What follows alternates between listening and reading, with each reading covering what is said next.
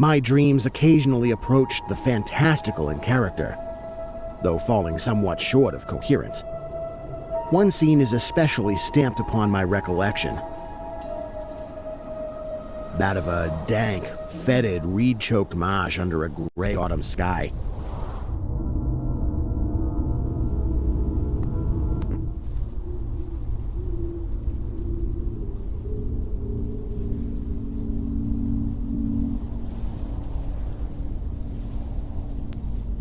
With a rugged cliff of lichen-crusted stone rising to the north.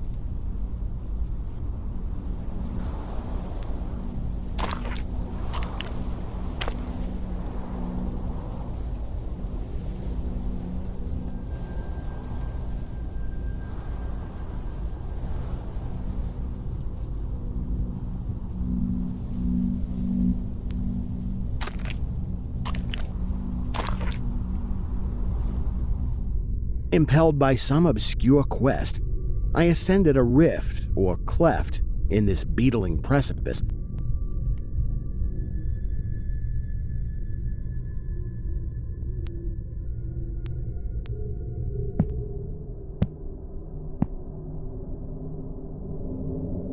Noting as I did so the black mouths of many fearsome burrows extending from both walls into the depths of the stony plateau.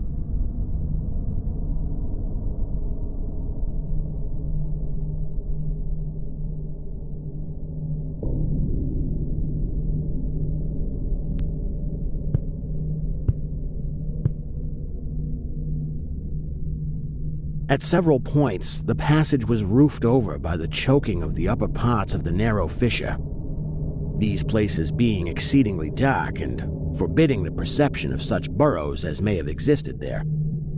In one such dark space, I felt conscious of a singular accession of fright, as if some subtle and bodiless emanation from the abyss were engulfing my spirit.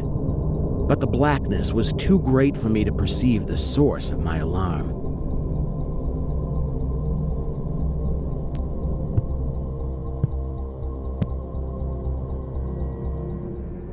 At length, I emerged upon a tableland of moss-grown rock and scanty soil, lit up by a faint moonlight which had replaced the expiring orb of day.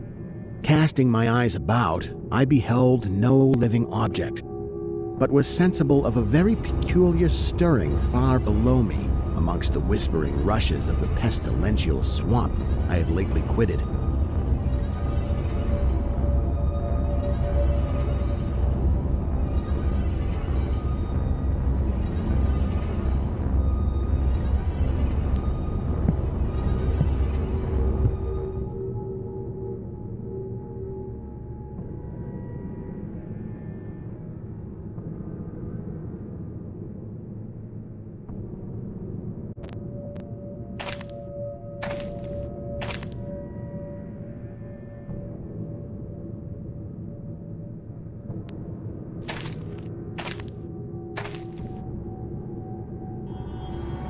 After walking for some distance, I encountered the rusty tracks of a street railway and the worm-eaten poles which still held the limp and sagging trolley wire.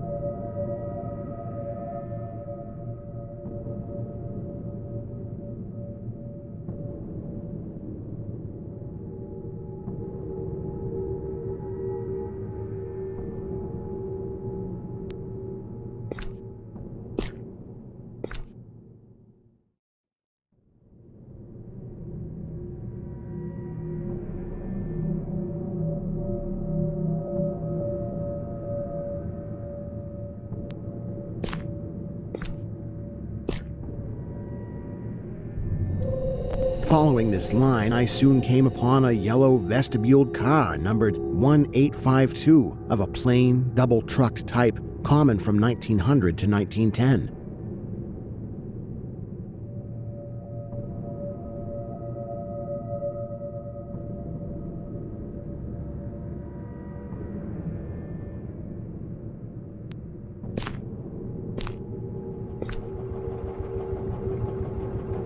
It was untenanted, but evidently ready to start.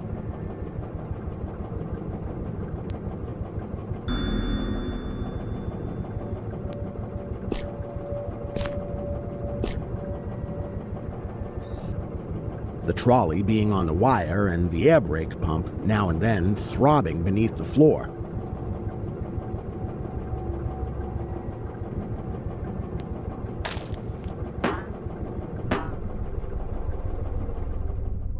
I boarded it and looked vainly about for the light switch.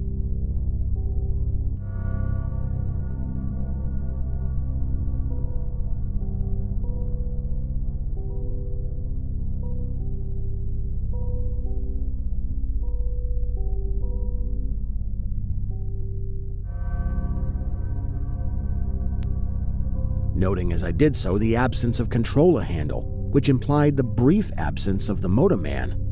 Then I sat down in one of the cross seats toward the middle, awaiting the arrival of the crew and starting of the vehicle.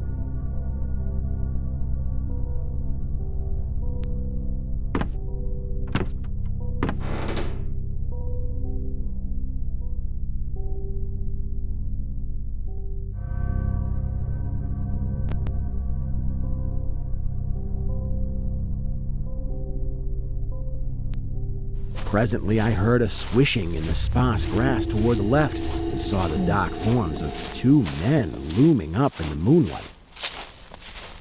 They had the regulation caps of a railway company, and I could not doubt but that they were the conductor and motorman. Then one of them sniffed with singular sharpness and raised his face to howl at the moon. The other dropped on all fours to run toward the car. I leapt up and at once raced madly out of that car.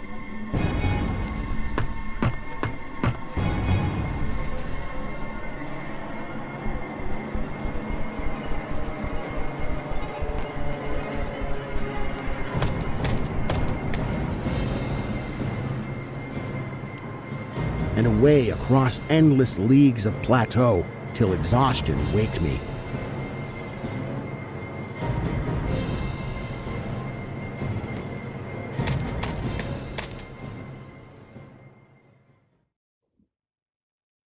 Doing this not because the conductor had dropped on all fours, but because the face of the motorman was a mere white cone, tapering to one blood-red tentacle. Oh, God.